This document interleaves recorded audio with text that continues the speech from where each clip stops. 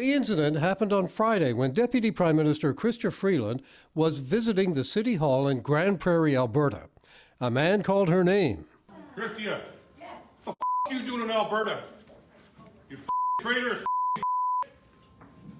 Get the f*** out of this province. You don't belong here. He unloaded a verbal assault of insults, F-bombs, and worse. Freeland and her aides got away. The man was escorted out of the City Hall, still shouting. On Twitter afterwards, Freeland said nobody anywhere should have to put up with threats and intimidation, although she said the harassment doesn't reflect the people of Alberta. In Ottawa, the Prime Minister was speaking out for her. Threats, violence, intimidation of any kind are always unacceptable, and this kind of cowardly behavior threatens and undermines our democracy and our values of openness and respect upon which Canada was built.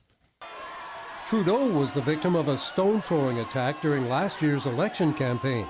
He says these behaviors are getting worse, particularly against women and minorities, and Canada's leaders have to take a stand. We have to ask ourselves what kind of country we are, what kind of country we want to be. St. Catharines City Councillor Carrie Porter saw violence firsthand last winter when someone threw a rock through the window of her home. Sometimes these things don't sink in until several days or several weeks later.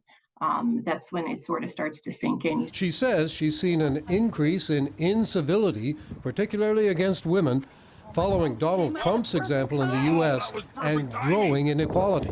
But people manipulate and use people's legitimate anger with the system to their own end. Political commentator Keith Leslie says the Alberta video shows no attempt to establish a dialogue by someone emboldened by online conspiracy theorists. Saddest of all, I thought, was how proud this guy was of himself when he got out to the parking lot. We showed her.